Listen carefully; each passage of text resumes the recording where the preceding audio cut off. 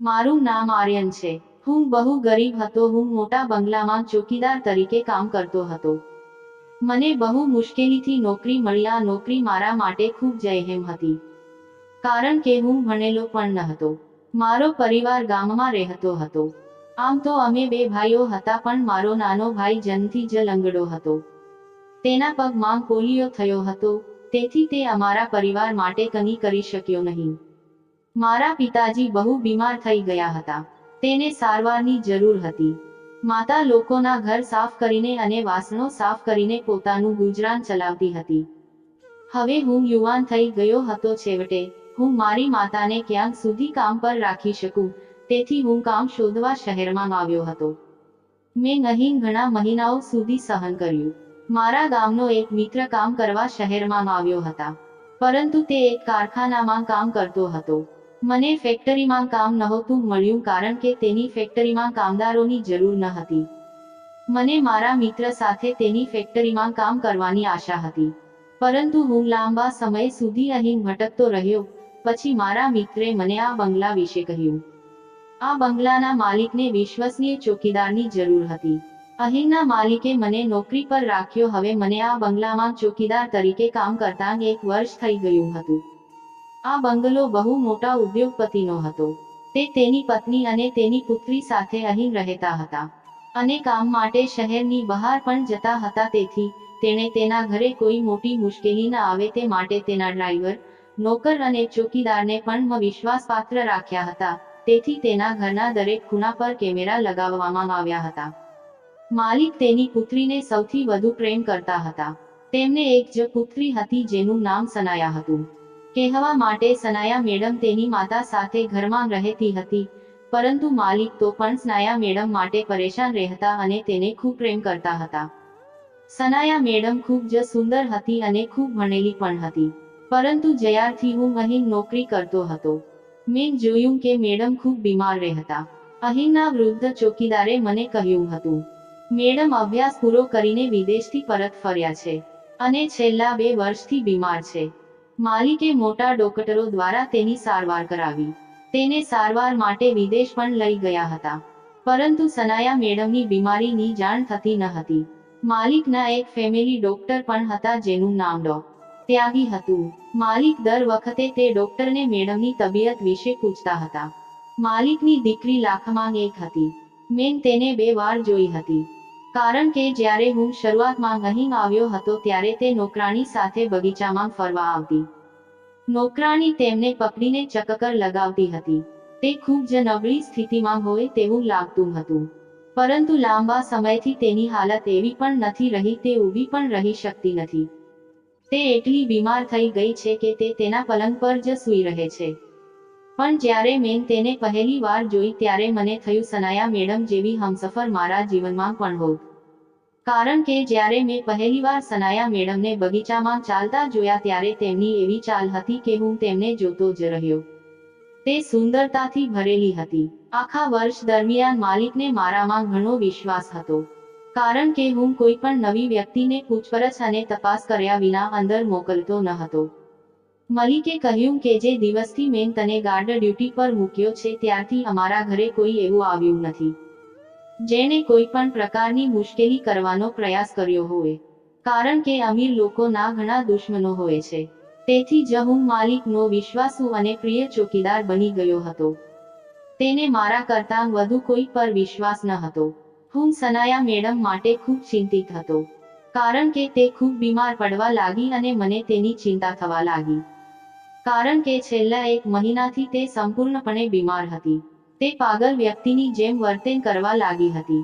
ઘરના નોકરો મને સનાયા મેડમ વિશે કહેતા હતા, કારણ કે ઘરની અંદર 2 નોકર હતા અને બાકીની બધી નોકરાણી કામ કરતી હતી. તેથી હું ફક્ત નોકરો સાથે જ વાત કરતો હતો. આ સાંભળીને હું ખૂબ ડરી ગયો.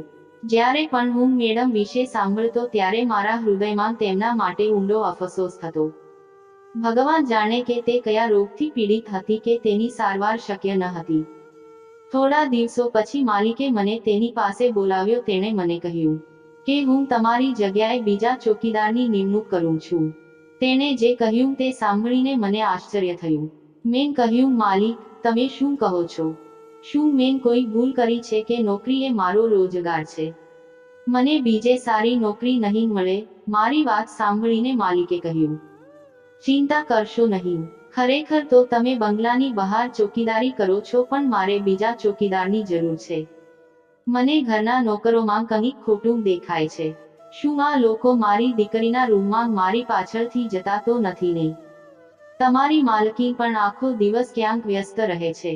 એટલા માટે હું ઈચ્છું છું કે તું મારી દીકરીના રૂમની બહાર ચોકીદારી કર, અને હું બંગલાની બહાર બીજો ચોકીદાર રાખીશ. તેણે કહ્યું, તારે નોકરી છોડવાની જરૂર નથી.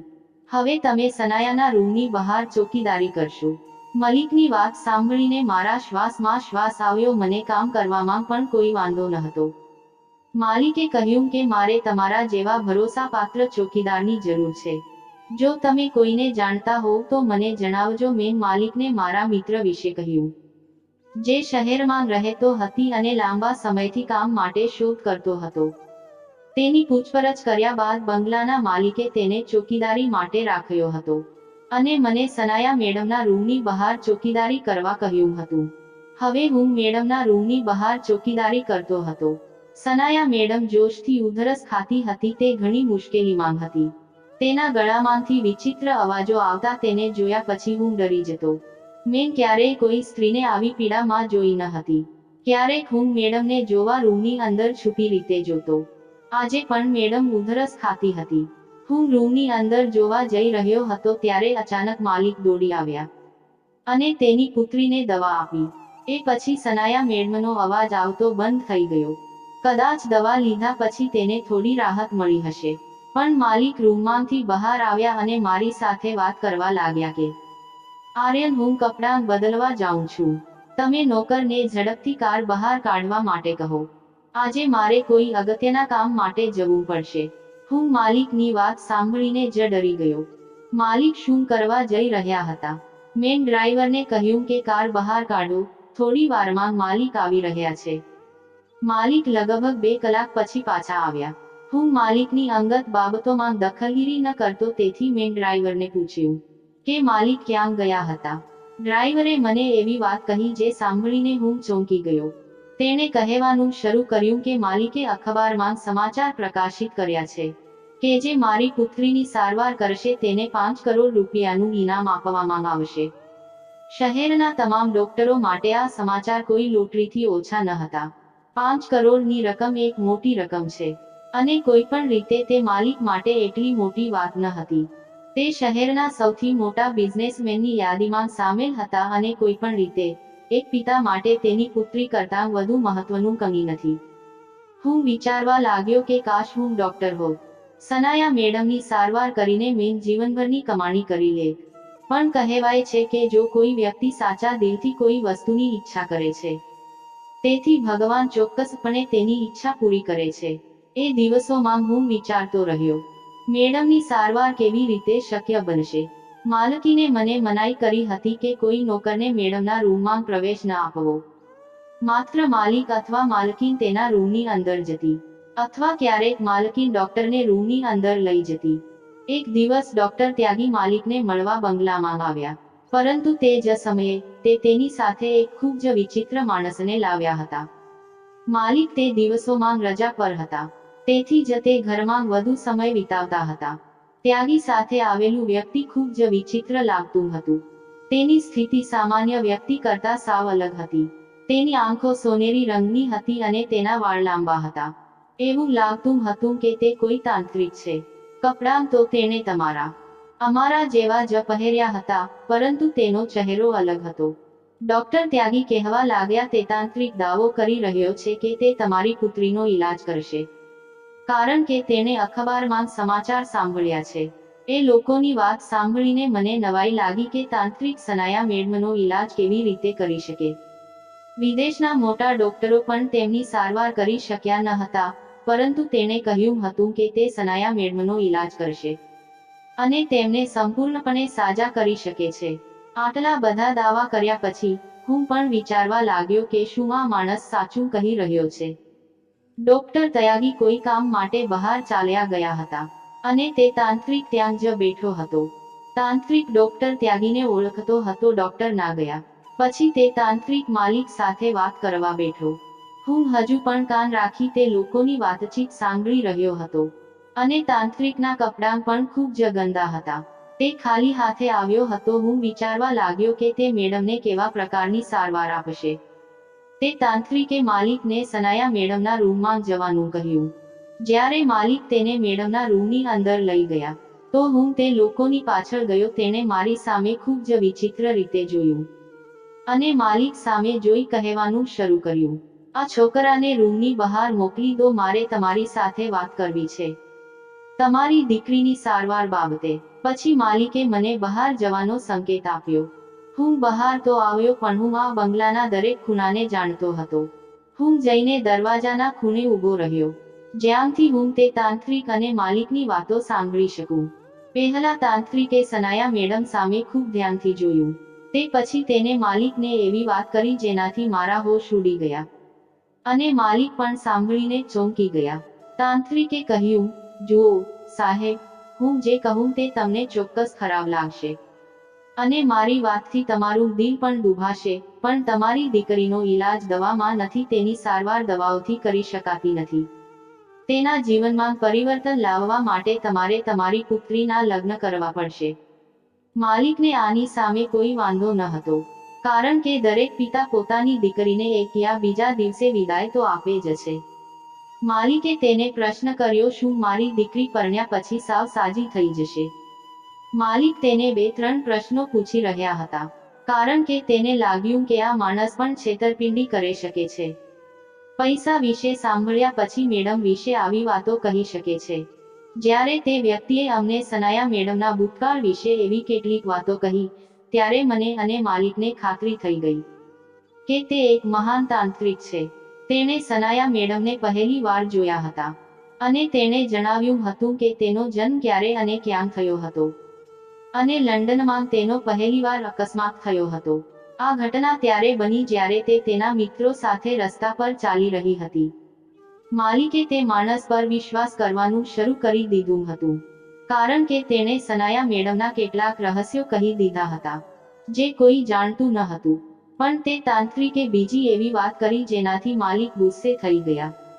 જ્યારે તે વ્યક્તિએ કહ્યું કે તમારે તમારી દીકરીના લગ્ન કોઈ અમીર પરિવારમાં ન કરવા પણ ગરીબ પરિવારમાં કરવા, તેવા માણસ સાથે કરવા જેણે શરૂઆતથી જ સમસ્યાઓ જોઈ હોય અને જે તમારી દીકરીને ખુશ ન રાખી શકે.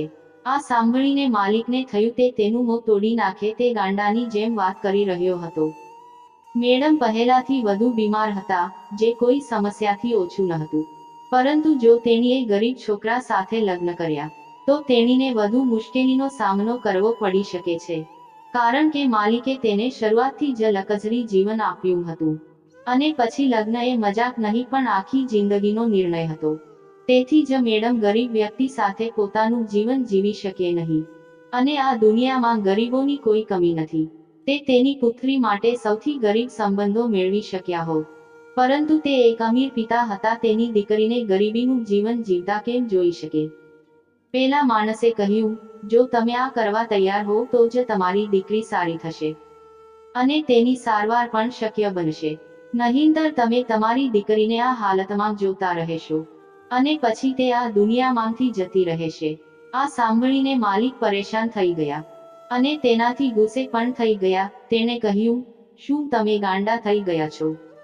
શું તમે ઈચ્છો છો કે હું મારી દીકરીના લગ્ન કોઈ ગરીબ વ્યક્તિ સાથે કરું જેથી તેનું જીવન બગડે, તે આ રીતે બીમાર રહે અને મરી જાય? તો સારું, પણ હું મારી દીકરીના લગ્ન કોઈ ગરીબ અભણ વ્યક્તિ સાથે નહીં કરું. પેલો માણસ કહેવા લાગ્યો, હવે તે તમારી પસંદગી છે. હું એમ નથી કહેતો કે તમે એવા ગરીબ છોકરા સાથે લગ્ન કરો જેની સાથે તમારી દીકરી મુશ્કેલીમાં મુકાઈ જશે. કેટલાક ગરીબ લોકો એવા છે જે ગરીબીમાં પણ ખુશીથી જીવી રહ્યા છે. તમારે તમારી દીકરી માટે એવો સંબંધ શોધવો જોઈએ જે ચોક્કસપણે તમારી દીકરીને ગરીબીમાં રાખશે પણ તેની બધી ઈચ્છાઓ પૂરી કરે અને તમારી દીકરી ત્યાં પણ ખુશ રહી શકે. પણ તમારી દીકરીનો એક જ ઈલાજ છે કે તમે તમારી દીકરીના લગ્ન કરો, નહીંતર તેને શું થશે તે તમને ખબર છે. તેને કહ્યું કે તમે મારા દેખાવ પર ન જાઓ. હું ખૂબ જ અલગ માણસ છું. આટલું કહીને તે ચૂપ થઈ ગયો. પછી તેણે માલિકને શું કહ્યું તે મને ખબર નથી. હું આખી વાત સાંભળી શકતો નથી. માલિક ખૂબ ગુસ્સામાં દેખાતા હતા. પણ પછી અચાનક તે માણસની વાત સાંભળીને તેને રાહત થઈ. એવું લાગતું હતું કે માલિકે બધું સ્વીકારી લીધું છે. થોડીવાર પછી તાંત્રિક રૂમની બહાર નીકળી ગયો. તાંત્રિકના ગયા પછી માલિકે મને ઇશારો કરીને તેના રૂમમાં બોલાવ્યો. અને તે પોતે પણ તેના રૂમમાં ગયા. હું તેમની પાછળ તેમના રૂમમાં ગયો. પછી માલિકે મને રૂમનો દરવાજો બંધ કરવાનું કહ્યું. અને પોતે સોફા પર બેસી ગયા. તેણે મને તેની સામે બેસવાનું પણ કહ્યું. તેણે મારા પરિવાર વિશે પૂછવાનું શરૂ કર્યું. પૂછવા લાગ્યા, તમે ક્યાં સુધી ભણ્યા છો? શું કામ કર્યું છે? તમારા પિતા શું કામ કરે છે? તેઓ મારા આખા કુટુંબની વિગતો માંગતા હતા. તેને એક પછી એક ઘણા પ્રશ્નો પૂછ્યા. મેં એક પછી એક તેના તમામ પ્રશ્નોના જવાબ આપ્યા હતા. તેણે મને કહ્યું કે તે મને ખૂબ જ પસંદ કરે છે. અને તમે દેખાવમાં સારા છો. તમે ગરીબ લોકોના કપડાં પહેરો છો. પરંતુ જો તમે અમીર હો અને અમીર જેવા પોશાક પહેરો તો તમે એકલા સારા દેખાતા હો. આમ તો તમે હજી પણ સારા દેખાવ છો. અમારા ઘરમાં મારા ઘણા નોકર છે. પણ તમે હંમેશા મને સાથ આપ્યો છે. હંમેશા બંગલાના આદર માટે ઘણું કર્યું. તમે તમારા કામને પણ તમારી ફરજ ગણી છે. હું તમારી સાથે ખૂબ જ ખુશ છું. હું સમજી શકતો ન હતો કે માલિકને શું થયું. તે અચાનક આવી વિચિત્ર વાતો કેમ બોલી રહ્યા હતા. હું જલ્દી સમજી ગયો કે તે અચાનક મારા પર આટલા દયાળુ કેમ હતા. પણ હું આવું સપનામાં પણ વિચારી ન શકું. મારા પરિવારના બધા સભ્યોનું પૂછ્યા પછી તેઓએ મને કંઈક વિચિત્ર કહ્યું. તેણે કહેવાનું શરૂ કર્યું કે હું તમને કાલે 10 લાખ રૂપિયા આપીશ. તમે તેને તમારા ઘરે મોકલો અને તમારા ઘરની બધી સમસ્યાઓ દૂર થઈ જશે. માલિકે જે કહ્યું તે સાંભળીને હું દંગ રહી ગયો. કારણ કે 10 લાખ રૂપિયાની રકમ મારા માટે ઘણી મોટી હતી. હું સમજી ગયો કે માલિક મારી પાસેથી શું ઈચ્છે છે. કારણ કે તે તેની પુત્રી માટે મને પસંદ કરવા માંગતા હતા. તેને મારા પર સૌથી વધુ વિશ્વાસ હતો. તેથી જ તેણે મને તેની પુત્રી માટે પસંદ કર્યો. તેણે કહ્યું કે હું તમને ખૂબ જ પસંદ કરું છું. હું મારી દીકરીના લગ્ન તારી સાથે કરવા માંગુ છું. જો તું તેની સાથે લગ્ન કરીશ તો તેની તબિયત પણ સુધરશે. આર્યન, મારા દીકરા, તું મારી દીકરી સાથે લગ્ન કરવા તૈયાર છે. હું આશા રાખું છું કે તમે ના પાડીને મને નિરાશ કરશો નહીં. પરંતુ સંમત થશો. માલિકનું બદલાયેલું વર્તન જોઈને મારા હાથ પગ ફૂલી ગયા. તેની દીકરી અને મારામાં દુનિયાનો તફાવત હતો. પણ મેં હિંમત ભેગી કરી અને માલિકની દીકરી સાથે લગ્ન કરવાની હા પાડી. કારણ કે બીમારીમાં પણ તે ખૂબ જ સુંદર દેખાતી હતી. પરંતુ હું તે સમજી શક્યો નહીં કે મારી સાથે લગ્ન કર્યા પછી મેડમનો રોગ કેવી રીતે દૂર થઈ શકે. ન તો હું બહુ સારો હતો અને ન તો મારામાં એવો કોઈ ગુણ હતો જેથી હું મેડમના લાયક બની. કોઈ પણ સંજોગોમાં હું મેડમ સાથે લગ્ન કરવાની ના પાડી શક્યો નહીં. કારણ કે તે મને પહેલા દિવસથી જ ગમતી હતી. પરંતુ તે બીમાર હતી અને હું આનાથી ખૂબ જ ડરી ગયો હતો. પરંતુ માલિક ત્યાં હોવાથી હું ખૂબ જ મજબૂતી અનુભવવા લાગી. માલિકની દીકરી સાથે મારા લગ્ન નક્કી થયા અને જ્યારે મેં આ ખબર મારા માતા પિતાને આપી તો તેઓ પણ ખૂબ ખુશ થયા. માલિકે આ સમાચાર ન્યૂઝ ચેનલો અને અખબારોમાં પણ પ્રકાશિત કર્યા હતા. તેણે કહ્યું કે તે તેની પુત્રી સનાયાના લગ્ન તેના ઘરના ચોકીદાર સાથે કરી રહ્યા છે. આ બાબત માલિક માટે ખૂબ જ દુઃખદ હતી. આમ પણ હું તેના અને તેની પુત્રી માટે પરફેક્ટ ન હતો. જ્યારે હું ગામડાનો રહેવાસી હતો. હું એક ગરીબ છોકરો હતો. જ્યારે આ સમાચાર શહેરના મહત્વના લોકો સુધી પહોંચ્યા તો તેઓ દરેક પ્રકારની વાતો કરવા લાગ્યા. તેઓ કહેતા હતા કે ખબર નથી કે આ માણસની દીકરીમાં શું કમી છે કે તે તેની દીકરીના લગ્ન આવા ગરીબ ચોકીદાર સાથે કરે છે. પરંતુ આશ્ચર્યની વાત એ હતી કે મારા અને મેડમના લગ્નને 15 દિવસ બાકી હતા. આ 15 દિવસમાં મેડમની તબિયતમાં ધીમે ધીમે સુધારો થયો. આ જોઈ માલિક પણ આશ્ચર્યચકિત થયા અને ખુશ પણ હતા કે તેની પુત્રીની તબિયત સારી થઈ રહી છે. અને 15 દિવસ પૂરા થતાં તે સંપૂર્ણ સ્વસ્થ થઈ ગઈ હતી. બસ તે થોડી નબળાઈ અનુભવી રહી હતી. હું પણ સનાયા મેડમની તબિયત વિશે વિચારીને ચિંતિત થઈ રહ્યો હતો કે તે કેવી રીતે સ્વસ્થ થઈ રહી છે. કારણ કે ન તો તેની ખાવાની આદતોમાં કોઈ ફેરફાર થયો મને લાગતું હતું કે સનાયા મેડમ સાથે મારા લગ્ન સાદાઈથી થશે, પરંતુ માલિકે ખૂબ જ સારી તૈયારીઓ કરી હતી. લગ્નના દિવસે માલિકે મને તેના રૂમમાં બોલાવ્યો અને મને કહ્યું, હું તારી પાસેથી એક વચન લેવા માંગુ છું. તમે જાણો છો કે હું મારી પુત્રીના લગ્ન તમારી સાથે દુઃખ રીતે નથી કરી રહ્યો, પરંતુ આખી દુનિયા આ જાણે છે. બધા સામે મેં તને મારા જમાઈ તરીકે સ્વીકાર્યો છે. હું આશા રાખું છું કે તમે મારી સાથે દગો કરશો નહીં. માલિકની આ વાતે મને પરેશાન કર્યો તો તેની એક શરતે મને પાગલ કરી દીધો હતો. તેની શરત ખૂબ જ વિચિત્ર હતી. આ શરત પતિ પત્નીને એકબીજાથી દૂર રાખવાની હતી. હકીકતમાં માલિકને ચિંતા હતી કે હું તેની પુત્રી સાથે લગ્ન કરી રહ્યો છું, પણ હું રાત્રે ઘર છોડીને બંગલામાં નાઇટ ડ્યુટી કરીશ. તે મને પરેશાન કરતું હતું. હું અહીં ચોકીદારી કરતો હતો, પરંતુ મેં હજુ સુધી ડ્યુટી કરી ન હતી. હું રાત્રે મારા ભાડાના મકાનમાં જતો અને નાઇટ ડ્યુટી કરવા માટે બંગલામાં કોઈ ચોકીદાર ન હતો. મને આશ્ચર્ય થયું કે માલિકે મને તેની પુત્રીની દેખરેખ રાખવા માટે રાખ્યો હતો. હવે જ્યારે તેની દીકરી વિદા થઈ મારા ઘરે જાય છે, તો પછી તેમને તેના બંગલાની રક્ષા કરવા માટે મને રાખવાની શું જરૂર હતી? માલિકની આ વાતે મને પરેશાન કરી દીધો હતો. તે જ સમયે મારા મગજમાં એક વિચિત્ર વિચાર આવ્યો. અહીં હું મારી પત્ની સાથે લગ્ન કરવા બેચેન હતો, અને આ માલિકે મારી સામે વિચિત્ર શરત મૂકી. મારા માટે આ કોઈ સહેલું કામ ન હતું, કારણ કે માલિક હવે ફક્ત મારા સસરા જ નહીં પણ શહેરના સૌથી ધનિક વ્યક્તિ પણ હતા. મેં તેમને વચન આપ્યું હતું કે તે જેમ કહેશે હું તેમ કરીશ. માલિકે કહ્યું, મારી દીકરીની બીમારીએ મને પરેશાન કરી દીધો છે, પરંતુ મને કેટલાક લોકો પર શંકા છે. એટલા માટે હું તને નાઇટ ડ્યુટી કરવા મજબૂર કરું છું. એક ખાસ હેતુ છે જેના કારણે હું તમારી સમક્ષ આ શરત મૂકી રહ્યો છું. અહીં ભલે મારી દીકરી નહીં હોય, પણ તમે તો પહેલેથી જ અહીં ચોકીદાર છો, અને રાત્રે નાઇટ ડ્યુટી કરશો તો તમારું શું જશે? બદલામાં હું તને ડબલ પગાર આપીશ, દિવસ અને રાત બંને માટે. પણ એક જ શરત છે કે તમારે તમારી આંખો અને કાન ખુલ્લા રાખવા પડશે. તમારી આંખો એક મિનિટ માટે પણ બંધ થવી જોઈએ નહીં. તેમની વાત સાંભળીને મારા મનમાં ઘણા પ્રશ્નો હતા, પણ હું તેમની વાત સમજી ગયો હતો. તે હંમેશા આવી વાતો કરતા હતા. આખી વાર્તા ક્યારેય કહી ન હતી. હું જાણતો હતો કે તેની શરત પાછળ કંઈક રહસ્ય છુપાયેલું હતું. બીજા દિવસે મારા લગ્ન સનાયા મેડમ સાથે થયા હતા. દીકરીના લગ્નમાં બંને માતા પિતા ખૂબ રડ્યા હતા. માલતીની તો રડવાથી ખૂબ ખરાબ હાલત હતી, અને તે મારી સામે હાથ જોડીને કહી રહી હતી કે દીકરા, હંમેશા મારી દીકરીનું ધ્યાન રાખજે. જ્યારે માલિકની પણ આંખમાં આંસુ હતા. આજે તેમની એકમાત્ર દીકરીના લગ્ન હતા અને તેમની વિદાય હતી.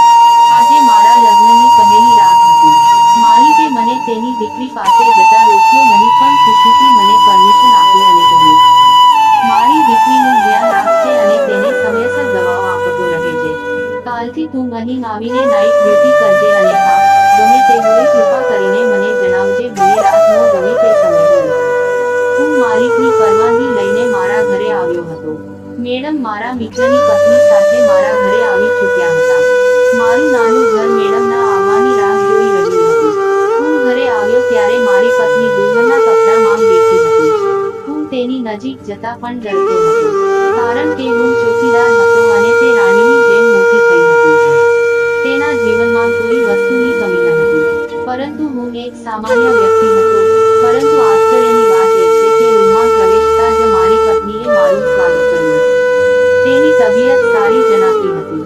મને જોયા પછી તે જરાય પરેશાન ન થઈ. તેના ચહેરા પર ખુશી દેખાતી હતી. આનો અર્થ એ થયો કે તે મારી સાથે લગ્ન કરીને ખુશ હતી, અને ન તો તેણે મને ગરીબ હોવાનો ટોનો માર્યો હતો. તે મારી સારી પત્નીની જેમ સેવા કરવાની વાત કરવા લાગી. મને સમજાયું કે તે મારી પત્ની બનવા સક્ષમ છે. મેં મારા જીવનની તેની સાથે શરૂઆત કરી લીધી હતી, પણ તેના ચહેરા પર આશ્ચર્ય નહોતું. મારી ધીરજ તૂટી ગઈ. સવારે મેં તેને પૂછ્યું કે તેને મારી સાથે લગ્ન કરવાનો અફસોસ નથી, કારણ કે તેનું તો કોઈ અમીર માણસ સાથે લગ્ન કરવાનું સપનું હશે. પણ તેણે મને જવાબ આપ્યો કે તમારી સાથે લગ્ન કરવું મારા માટે વધુ સારું છે. જો મેં તમારી સાથે લગ્ન ન કર્યા હોત તો મારી તબિયત બગડી ગઈ હોત. તમે મારા માટે ખૂબ તેથી જ હું તમારો આદર કરું છું. હું પણ સમજી શક્યો નહીં કે મારી સાથે લગ્ન કરી તેની તબિયત બરાબર કેમ થઈ. પણ મને ખબર ન હતી કે મારી સામે સત્ય હજુ બહાર આવવાનું બાકી છે. હું ખુશ હતો કે મારી પત્ની એટલી સરસ અને હું હંમેશા ઈચ્છતો હતો કે મારી પત્ની બની ગઈ હતી. અને તેને પણ મને ખુલ્લા દિલે સ્વીકારી લીધો હતો. સવાર રાતમાં ફેરવાઈ ગઈ તરત જ હું મારું ઘર છોડીને માલિકના બંગલાની અંદર પહોંચ્યો. બંગલાની અંદર જઈ મને બહુ માન મળતું હતું, કારણ કે હું હમણાં જ ઘરનો જમાઈ બન્યો હતો. માલિકે મને નાઇટ ડ્યુટી કરવાનું કહ્યું હતું, પણ હવે માલિકે મને એક વિચિત્ર વાત કહી. તેને કહ્યું કે તમે બહાર કોઈને કહેશો નહીં કે તમે અહીં નાઇટ ડ્યુટી કરવા આવ્યા છો. તમે આગળ ક્વાર્ટર છે તે ક્વાર્ટરની બારીમાંથી બંગલાની રક્ષા કરજો, કારણ કે હું નથી ઈચ્છતો કે કોઈને ખબર પડે કે તમે તમારા સાસરિયાના ઘરે નોકરી કરો છો. હું ક્વાર્ટરમાં ગયો અને તેની બારી પાસે બેસી ગયો. ક્વાર્ટરની બારીમાંથી બંગલાનો ગેટ સ્પષ્ટ દેખાતો હતો. માત્ર 2 કલાક જ વીતી ગઈ હતી જ્યારે મેં એક અજીબ વસ્તુ જોઈ જે મને આશ્ચર્યચકિત કરી દીધો. રાતના લગભગ સવારે 3 વાગ્યા હતા જ્યારે હળવો અવાજ આવ્યો તો મેં ધ્યાનથી જોયું ત્યારે હું ચોંકી ગયો. આ એ જ માણસ હતો, એ જ તાંત્રિક જે ડોક્ટર ત્યાગી સાથે આવ્યો હતો અને માલિકને પોતાની દીકરીના લગ્ન વિશે જણાવ્યું હતું. હું તેને જોતાની સાથે જ તેને ઓળખી લીધો અને તેને આ રીતે અંદર ઘૂસતો જોઈને મને આશ્ચર્ય થયું. આ એ જ તાંત્રિક હતો, પણ અહીં તેનું શું કામ છે? એ પહેલા માણસ મારી નજરથી અદૃશ્ય થઈ જાય. હું ક્વાર્ટરમાંથી બહાર આવ્યો, પણ હું તેને પકડી શકું તે પહેલા જ તે ચાલતા ચાલતા ચોરીછૂપીથી બારીમાંથી બંગલાની અંદર કૂદી ગયો અને માલિકના રૂમની પાછળની બાજુએ ગયો. મેં જોયું કે માલિકના રૂમનો દરવાજો ખુલ્લો હતો, પણ હું માલકીનની હાજરીમાં રૂમની અંદર જવા માંગતો ન હતો. પરંતુ જ્યારે મારી નજર માલિકના રૂમમાં ગઈ તો મેં જોયું કે બેડ પર માત્ર માલિક જ હાજર હતા, ત્યાં માલકીન ન હતી. હું ચૂપચાપ માલિકના રૂમમાં ગયો અને તેને જગાડ્યા. માલિક ગભરાવાને બદલે ચૂપચાપ ઊભા થઈને બહાર આવ્યા. પછી મારી સામેનો નજારો જોતાં જ મારા પગ નીચેથી જમીન નીકળી ગઈ, કારણ કે મેં જે જોયું તે મારી સમજની બહાર હતું. માલિકની પત્ની અને તે તાંત્રિક એકબીજા સાથે શાંતિથી વાત કરી રહ્યા હતા અને જાણે પૈસાની આપ-લે કરી રહ્યા હોય તેવું લાગતું હતું. માલિકની પત્નીને જોઈને એવું લાગતું હતું કે તે આવા લોકો સાથે વાત પણ કરતી હશે, પરંતુ તેને આવા લોકોને તેની નજીક આવવા પણ ન દીધા હતા. પણ આજે હું જે જોઈ રહ્યો હતો એ જોઈને મારી આંખો પર વિશ્વાસ ન કરી શક્યો. માલિકે જઈને બંનેને રંગે હાથે પકડી લીધા. જ્યારે માલિકે તેની પત્નીની તરફ જોયું ત્યારે માલકીન ગભરાઈ ગઈ. તેણે કહ્યું, તમે શું કરો છો? અને તમે આ માણસ સાથે શું વાત કરો છો? તમે તેને અહીં કેમ બોલાવ્યો છે? અને તે પણ રાતના આ સમયે? માલકીન પાસે આ પ્રશ્નનો કોઈ જવાબ ન હતો. માલિક તેની પત્નીને કોઈ પુરાવા વિના કહી શકતા ન હતા, તેથી તેઓએ મને કહ્યું કે તાંત્રિકને પકડીને સ્ટોર રૂમમાં બંધ કરી દો, તેને એટલો મારો કે તે માણસ પણ ત્યાં સુધી સચાઈ ન બોલે કે તે અહીં શું કરવા આવ્યો છે. ત્યાં સુધી તેને છોડવો નહીં. તે તાંત્રિક ગભરાઈ ગયો, તેના ચહેરા પર પરસેવો સ્પષ્ટ દેખાતો હતો. અચાનક તેને કહ્યું કે મને માફ કરો સાહેબ, મારાથી બહુ મોટી ભૂલ થઈ છે, પણ હું એટલો જ આમાં મળેલો નથી. તમારી પત્ની પણ સાથે હતી. તેને મને કહ્યું કે મારે તે દિવસે ઘરે આવીને તમારી સામે ખોટું બોલવું પડશે. માલકીને મને પૈસાની લાલચ આપી હતી અને તેણે મને તમારી દીકરી વિશે કેટલીક વાતો કહી હતી. જ્યારે મેં તમને કહ્યું ત્યારે તમે માનતા હતા કે હું સાચો તાંત્રિક છું. પછી મેં તમને ખોટું કહ્યું કે જો તમે તમારી દીકરીના લગ્ન કોઈ ગરીબ સાથે કરશો તો તમારી દીકરીની તબિયત સારી થઈ જશે. આ કહેવા માટે મને માલકીને કહ્યું હતું અને તેને મને 20 લાખ રૂપિયા આપવાનું વચન આપ્યું હતું. મેં બધું માત્ર પૈસા ખાતર કર્યું છે. હું કોઈ તાંત્રિક નથી, પણ એક સામાન્ય માણસ છું. તેની પત્નીની વાત સાંભળીને માલિક આશ્ચર્યચકિત થઈ ગયા. તેણે કહ્યું, શું તમે પાગલ છો કે? તેની વાત માની માલિક બૂમો પાડવા લાગ્યા. તેને કહેવાનું શરૂ કર્યું, માલિક, મેં કરેલા કામના પૈસા લેવા આવ્યો છું. આ સાંભળી માલિકના પગ નીચેથી જમીન નીકળી ગઈ હતી. જ્યારે માલકીન ખૂબ રડતી હતી. જ્યારે માલિકે માલકીન પર બૂમ પાડી પૂછ્યું કે જો આ માણસ સાચું કહે છે તો માલકીન ડરી ગઈ અને પછી તેણે કહ્યું કે મને માફ કરો, મારે તમારી દીકરીને મારી દીકરી માનવી જોઈતી હતી. ખરેખર હું તમારી દીકરીને નફરત કરતી હતી. તમે બીજી વાર મારી સાથે લગ્ન કર્યા હતા, પણ તમે સૌથી વધુ પ્રેમ તમારી જ દીકરીને કરતા હતા. તમે ક્યારેય વિચાર્યું ન હતું કે હું મારી આંખોમાં કેટલા સપના લઈને અહીં આવી છું, પણ તમે તમારો બધો પ્રેમ તમારી દીકરી પર જ ખર્ચી નાખ્યો. આ ઘરની એક એક વસ્તુ તેના નામે કરી મને તો કંઈ સમજી જ નહીં. મને તો તમે ફક્ત તમારી દીકરીની પરવરિશ માટે લાવ્યા હતા. આટલું કહી તે સતરી રડવા લાગી ત્યારે મને ખબર પડી આ માલિકની બીજી પત્ની હતી. તે મેડમની અસલી માતા ન હતી. જ્યારે સનાયા મેડમની અસલી માતા કોઈ બીજી હતી. તેણીએ કહ્યું કે હું તમારી પુત્રી પાસેથી બદલો લેવા માંગતી હતી. માલિક કહેવા લાગ્યા કેવો બદલો? તું આવી ખરાબ સ્ત્રી છે. મેં તારા પર વિશ્વાસ કર્યો અને તે આ માણસ સાથે મળી મારી પુત્રીનું શું કર્યું છે? મને આખું સત્ય કહે. જ્યારે માલિકે જોર જોરથી બૂમો પાડવાનું શરૂ કર્યું તો તેણે પોતાની ભૂલ વિશે જણાવ્યું. તેણે જે કંઈ કર્યું હતું તે ખુલ્લેઆમ બહાર આવ્યું હતું. ખરેખર માલિકની પત્ની સનાયા મેડમને બીજી દવાઓ આપી બીમાર કરતી હતી. તે તેની માતા હતી જેથી કોઈ તેના પર શંકા ન કરી શકે અને આ માણસ ફક્ત માલકીના કહેવા પર જૂઠું બોલ્યો હતો, પરંતુ આમાં એક માણસ વધુ મળેલો હતો. માલિકનો ફેમિલી ડોક્ટર ત્યાગી. તેને માલકીન ઘણા પૈસા આપતી જેના બદલામાં તે એવી દવા આપતો જે મેડમની તબિયત બગાડતી હતી, અને માલકીન તેને તે દવાના બદલે આ દવા આપતી જેથી મેડમ ન તો બીમાર પડતા હતા કે ન તો સારા થતા હતા. તેની હાલત સાવ વિચિત્ર બની ગઈ હતી. તે પાગલ જેવું વર્તન કરતી હતી અને માલકીને પણ આ જ જોઈતું હતું કે આ દવાઓ ખાઈ મેડમ આ દુનિયા છોડી દે અને માલિકને એવું લાગશે કે તેની પુત્રી બીમારીને કારણે મૃત્યુ પામી છે. સત્રી પણ કેટલી અજીબ હોય છે. માલિકે તેની બીજી પત્ની સાથે પ્રેમ લગ્ન કર્યા હતા. તેમના પ્રથમ લગ્ન તેમના પરિવારના સભ્યો દ્વારા ગોઠવવામાં આવ્યા હતા, પરંતુ તે તેની પુત્રીને ખૂબ પ્રેમ કરતા હતા. જ્યારે તેની પહેલી પત્નીનું અવસાન થયું ત્યારે તેણે તેના પ્રેમ સાથે બીજી વાર લગ્ન કર્યા. ત્યારે મેડમ 2 વર્ષની હતી અને તેણે પોતાનો બધો પ્રેમ અને લાગણી દીકરી પર કુરબાન કરી દીધી હતી. અને માલકીન આખી જિંદગી આની ઈર્ષ્યા કરતી રહી. માલકીન તેને કોઈ છોકરાના ચક્કરમાં પડાવવા માંગતી હતી. એને જોતું હતું કે મેડમ કોઈ રીતે કોઈ છોકરાના અફેરમાં ફસાઈ જાય, જેના કારણે માલિક તેને ઘરની બહાર કાઢી મૂકે અને તેની મિલકતમાંથી કાઢી મૂકે. પણ મેડમ ખૂબ જ સરસ છોકરી હતી. તેણે ક્યારેય તેના પિતાના સન્માનને ઠેસ પહોંચાડવાનું વિચાર્યું પણ ન હતું. જો આવું ન થયું તો માલકીને ડોક્ટર ત્યાગી અને આ માણસ સાથે મળીને તેમની આવી હાલત કરી. માલિક તેની પુત્રીની બીમારીને કારણે ખૂબ જ થાકી ગયા હતા. તેણે આ તાંત્રિકની વાતમાં આવીને મને તેની દીકરી સાથે પરણાવી દીધો. આ બધું સાંભળીને માલિક રડવા લાગ્યા. મેં તેને પહેલી વખત રડતા જોયા હતા ત્યારે મને સમજાયું કે દીકરીના પિતા ખરેખર ખૂબ નબળા હોય છે. ભગવાન દરેક દીકરીઓનું નસીબ સારું કરે અને તેમને પોતપોતાના ઘરમાં ખુશ રાખે. આ બધા પછી મેં માલિકને ખાતરી આપી હતી કે હું મેડમને ખૂબ પ્રેમ કરું છું.